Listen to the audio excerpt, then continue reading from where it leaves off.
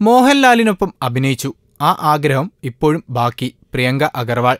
Major Ravi Mohanlal കൂട്ടുകെട്ടിൽ പുറത്തിറങ്ങിയ beyond the borders വിജയകരമായി പ്രദർശനം തുടരുകയാണ്. ചെറിയൊരു ഇടവേളയ്ക്ക് ശേഷമാണ് മിലിറ്ററി കഥയുമായി മോഹൻലാലും സംഘവും വീണ്ടും എത്തിയത്. പ്രമേയത്തിൽ മാത്രമല്ല, താരനിർണയത്തിലും വ്യത്യസ്തത പുലർത്താറുണ്ട് മേജർ രവി.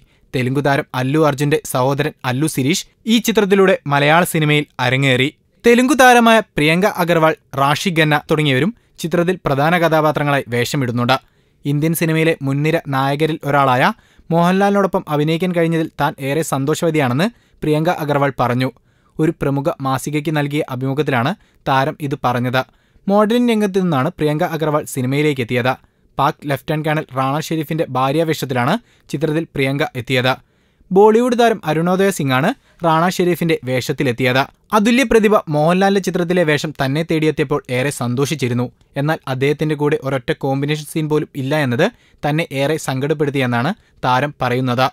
Film court. കൂടുതൽ സിനിമാ വിശേഷങ്ങൾക്കായി ഈ ചാനൽ സബ്സ്ക്രൈബ് ചെയ്യൂ. Film court.